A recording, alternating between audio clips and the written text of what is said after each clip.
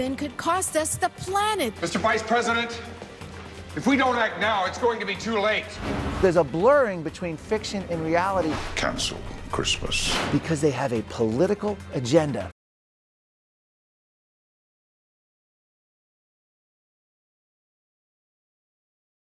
You can love nature, but still hate the tyranny the green movement now imposes. The proposed Pebble Mine is a disaster waiting to happen. That ad comes from one of America's richest environmental groups, the NRDC, the National Resources Defense Council. Imagine this natural paradise destroyed by a 2,000-foot gaping hole in the ground. The man who wants to dig the gaping hole is Tom Collier.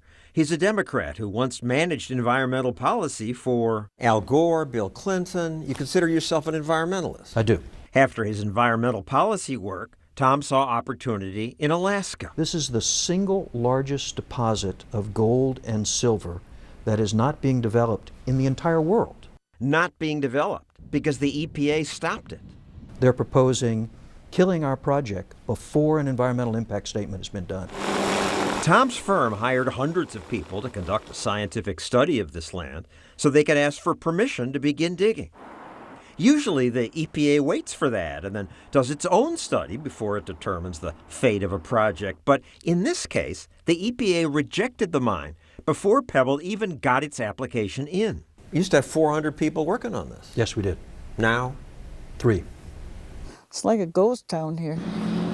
Myrtle Anilon ran Graham's Bed and Breakfast. But when Pebble shut down, she shut down too. So did most of the village. There's nothing. There's no one here to lease or rent buildings. We're all stuck here, the people that live here without jobs, without economy, with bills, and wondering how we're going to survive. When Pebble ramped up, Lisa Reimer's company employed 215 people. Only 6 remain. I'm sorry, when you see your people struggling and you have to let them go because there's no jobs here, and they're angry at you because they think it's your fault, it's really difficult. And whose fault was it? The environmental group, says Lisa. The environmental groups ran these ads.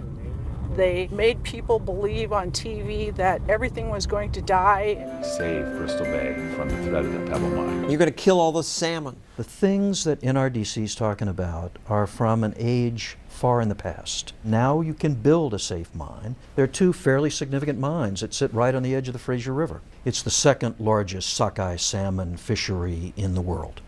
No problem with the salmon. But the NRDC got Robert Redford to say, the EPA has confirmed that the Pebble Mine, a massive gold and copper mine, would devastate Bristol Bay. If you hear something over and over and over on TV and that's the information you get, then you start believing those lies. And then when we went to visit a mine, we realized the tailing pond isn't how they showed it on TV. Huge earthen dams up to 50 stories tall, holding back billions of tons of mining waste. nearly enough to bury the city of Seattle, Washington. All the mine waste that would come out. It's sand that's behind the tailings facility. It's not some massive toxic sludge. It's sand, all right? If the dam breaks, the sand doesn't go anywhere. I've never seen anybody do what EPA has done. Why? Here. Are you surprised? Government always grows. No, not like this. Well, these are not evil people who just want to hurt you. They must No, really I believe feel... these are in fact zealots.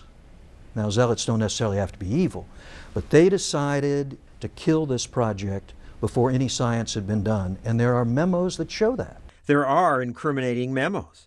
Nancy Stoner, an EPA regulator, coincidentally used to work for NRDC. She wrote her former colleagues. Look, you can't directly ask me to meet with you, but if you ask somebody else and have a few other people there, then I can meet with you. The EPA is supposed to be independent, but it often isn't. They're very close, aren't they? The NRDC guys go to work for... They're sleeping with each other? Figuratively.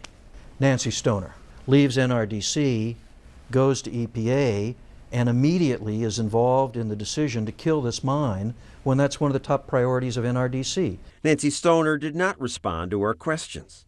She's now left the government and works for another environmental group. This mine would destroy 90 miles of streams. Bob Dean speaks for the NRDC. Your people are working for the EPA now.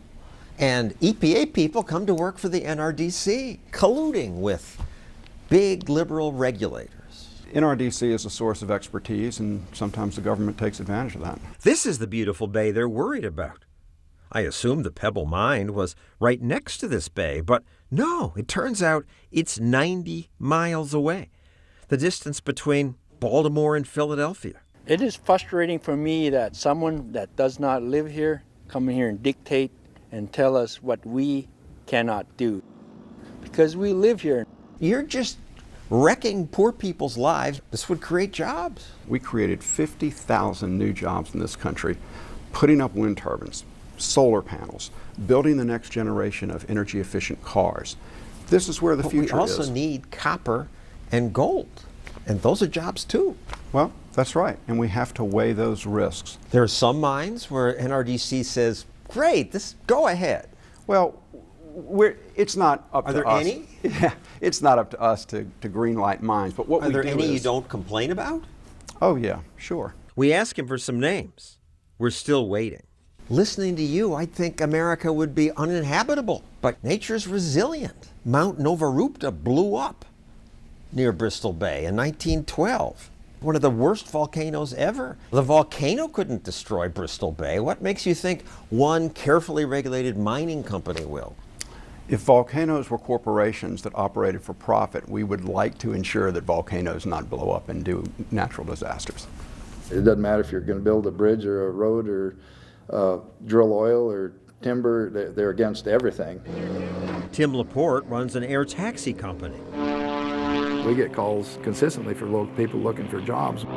There just literally are no jobs in the area. Matt Wren worked for Pebble as a maintenance technician. Having Pebble here gave people a reason to stay sober, to get up and do their job every day, to have responsibility and a sense of pride in the fact that they were bringing an income to their families. Pebble is just one project environmentalists have stopped. Here's actress Daryl Hannah saying, stop to Keystone. The pipeline decision could be postponed. The lack of progress on the Keystone XL pipeline. It was 7 years ago when a company first applied for permission to build the pipeline. First, activists in Canada chained themselves to equipment to stop people from getting to the oil.